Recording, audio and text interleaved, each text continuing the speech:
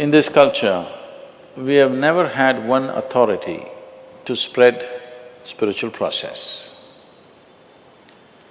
because this is the only culture on the planet without a religion of its own.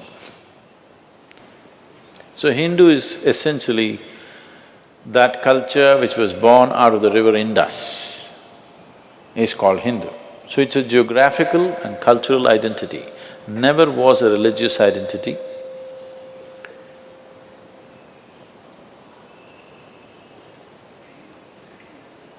It's only when people came from outside, who came with concretized ideas of religion, they had to give you also one name. So we are this, what are you? We are all over the place. They couldn't understand that, you must be something. In the same place, a million things existed together. In the same house, if you are a family of five of you can worship 5 different gods and have absolutely no problem about it. We didn't even think it's a problem till people came from outside and told you our God and your God. Till then, we did not even think it's a problem. You could be worshipping this God right here, I could be worshipping that God right there, another could be sitting with eyes closed, another could be singing, another could be dancing, but we still thought, it's all okay, everybody can do their thing. So there has never been a religion in this land. We have 33 million gods and goddesses. That happened when our population was 33 million. Now we are 1.2 billion, but we lost our creativity. Yes. Because outside forces came, particularly Western forces came and they started making us feel ashamed of our gods. Too many gods. Well, there's only one God, as if it's a superior idea. If you can create one, why can't you create a million? You have not seen your one God, right? If you can create one, why can't you create a million or a billion? It's just a question of creativity, isn't it? So does it mean to say nothing beyond me exists? That would be a stupid way to conclude. As you sit here, you know you did not create yourself. Yes or no? Can you digest your food or digestion happens? It happens. Are you breathing or breathing happening? Are you beating your heart or is it beating? I can go on to your liver and kidney and everything, even to the spleen. Even the tiniest thing in your body, you're not running it, isn't it? It is happening. Are you spinning the planet or is it spinning by itself? You doing nothing. Doing nothing, just tidbits, everything vital is just being done. Yes or no? Everything that's vital to life is being done. You just have to sit here and just enjoy the spin. For that, how many problems? So, this is a land which clearly understood God is our making. That's the reason why in this culture God is not the goal. Mukti is the goal, liberation is the goal, ultimate freedom is the goal. God is never the goal. Yes or no? You don't like it, because you've forgotten. Otherwise, mukti is the goal, isn't it? Mukti means what? Liberation, freedom from everything, including God. You are using God as a stepping stone if you need it. You can grow with God or without God. This is the only culture on the planet where in any of our Indian languages, there is no word for a heretic, because we never thought anybody is a heretic. We never imagined that there can be somebody like that, because we did not have any established belief system. Everybody can do their own thing.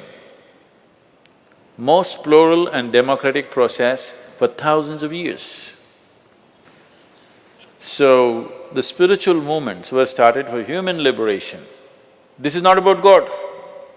Nobody in the planet, no human being is interested in God, please understand this. People are interested in God because they believe He's a solution for their life, isn't it? Yes or no?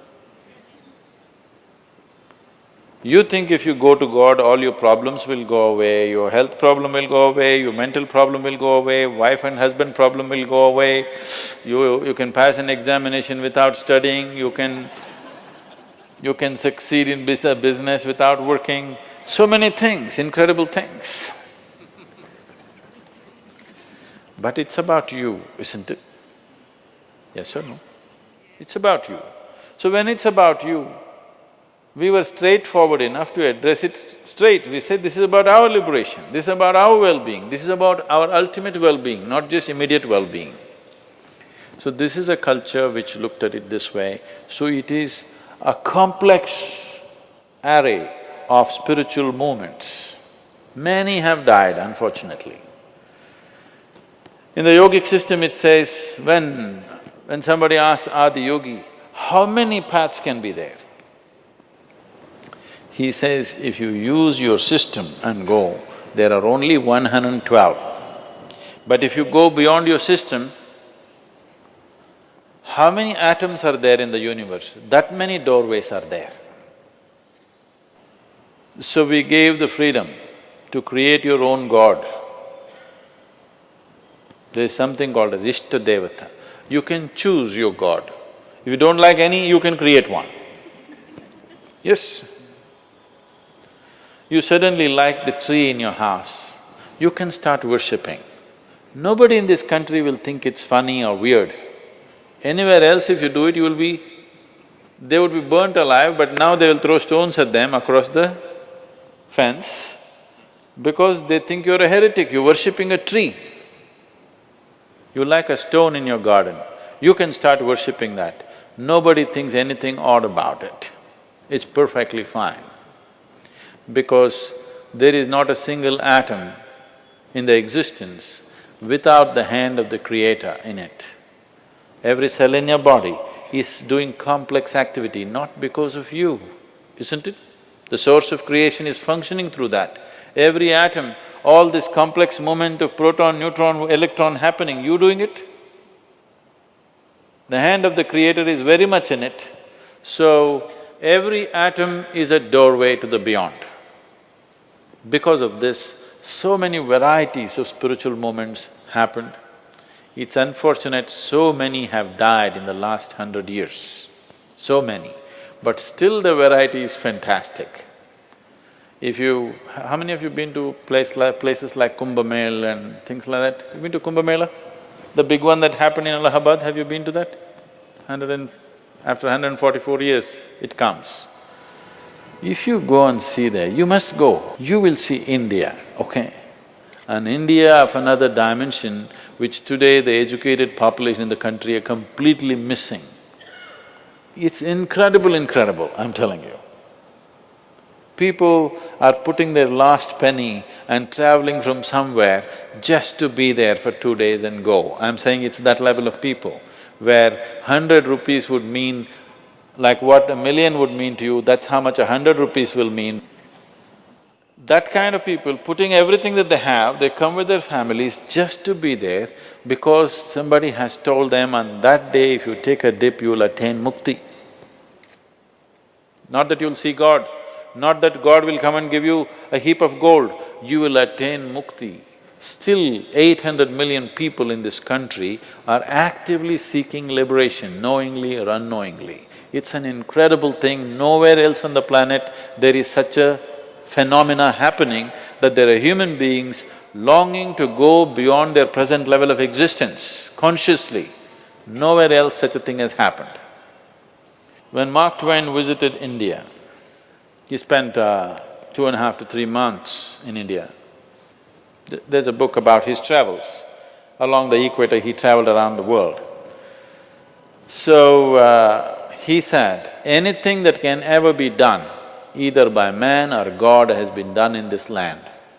This is one of the best compliments India has ever received. And that is so. In terms of understanding the mechanics of how a human being is made and what we can do about this, nowhere else has anybody looked at it with the profoundness that it has been looked at it in this culture, nowhere else. I'm not saying this being biased that I'm born in India, so I have to boo-boo-boo. This is not about you being Indian or not Indian. This is about a profoundness of knowledge which is gone awry, lost its tracks or losing its tracks slowly. Unless we put it back on the right thing, humanity will lose something tremendous, because today we know how to call on the phone and talk to somebody in America, but we do not know how to communicate with this one yet. Our communication technology, information technology has hit the ceiling, but what information do you have about the nature of your own existence? Nothing. We know how to do many things, we can go to the moon, but you don't know how to simply be here. So, this technology of inner well-being has been explored with absolute profoundness. This knowledge should not be lost. Only if this knowledge flourishes on this planet, material and economic well-being will translate into human well-being. Otherwise, you will have everything and you will have nothing. Just to give you an example, what's happening to India right now. The last year, 2011, when the Diwali came, we call it Deepavali. When the Deepavali came in South India, about 127 crores worth of alcohol was sold on one day in Tamil Nadu. Out of this, 21 crores worth of alcohol was sold in one small town where a population is about 6 to 6.5 lakh people. Why means, this is the Tirupur town. You heard of Tirupur? It's a hosiery town, it's an export-oriented town. Everybody here, their incomes are at least 3 times that of everybody else in the state. So if money comes, they're going to get drunk and stay in the gutter. 42% of the Tamil Nadu's population is going diabetic. So if money comes, you will buy disease. So if economic well-being does not translate into human well-being, it's meaningless. Moving from poverty to affluence is a hard journey. Whether it's for an individual or a society or a nation, it is a hard uphill task. After you get there, the deception of it, you work hard all your life and get there, and all you get is a disease. All you get is addictions, all you get is misery, all you get is broken minds, all you get is stress. It is a great deception. So when people achieve economic well-being, human well-being also should happen. If this has to happen without an element of spiritual dimension in them, it cannot happen. They may be following an organized spiritual process, or by themselves they might have found something. But without an element of spiritual process, there is no way anybody can translate economic well-being into human well-being. This must happen. As economic development happens, it is very important parallelly, spiritual possibilities are widely available to every human being. Otherwise, life will deceive you in such a bitter way